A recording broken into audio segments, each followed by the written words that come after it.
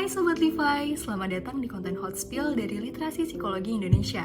Pada kesempatan kali ini bersama dengan saya, Sky, dari Divisi Content Creator akan mengajak Sobat Levi untuk mengulas dampak psikologis korban perselingkuhan dari kasus perselingkuhan yang baru-baru ini viral banget nih.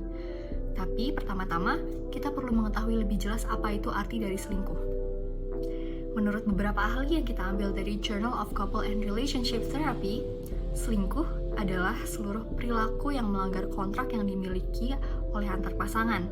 Jadi selingkuh ini menyangkut tentang keintiman fisik dan juga keintiman emosional yang dilakukan dengan orang lain selain dengan pasangan sendiri. Nah, menjelang pergantian tahun, kita dihebohkan dengan kasus terungkapnya perselingkuhan antara menantu dengan ibu mertua. Penasaran sama kasusnya?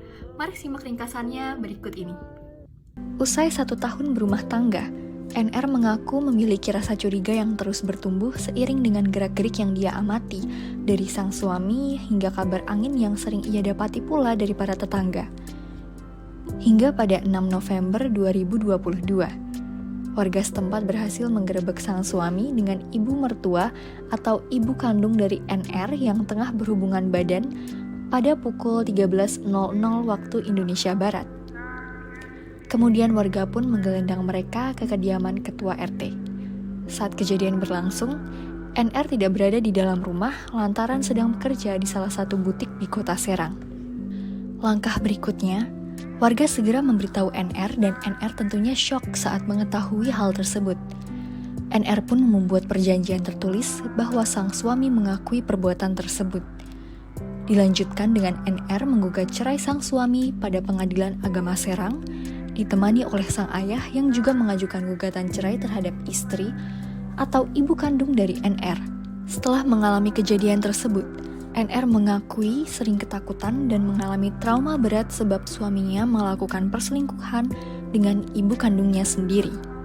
Sobat Levi, hal ini menjadi sesuatu yang sangat memprihatinkan bagi NR sebagai korban perselingkuhan dan para korban lainnya yang mengalami kejadian-kejadian perselingkuhan.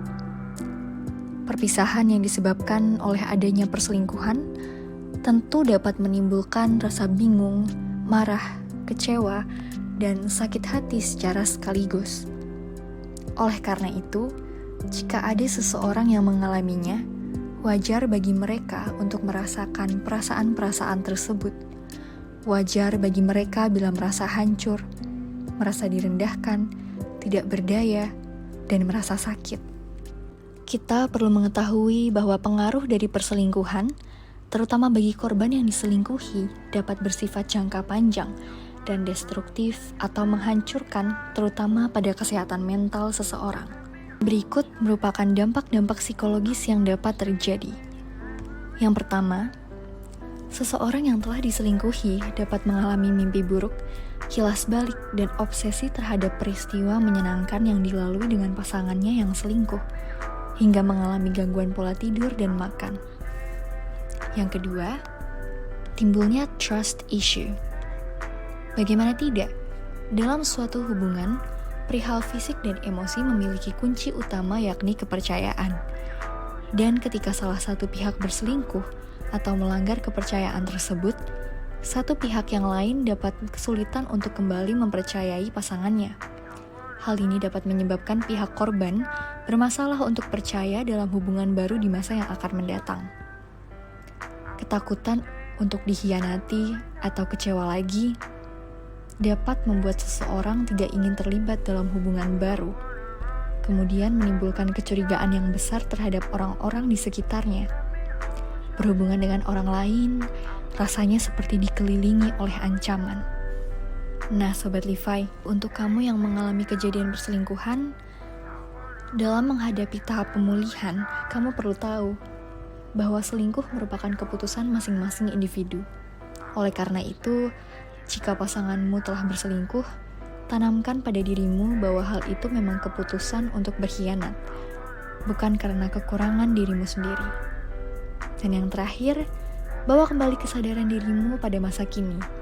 Berlatih mindfulness dengan meditasi, melakukan exercise, berinteraksi dengan teman, mentor, maupun ahli profesional.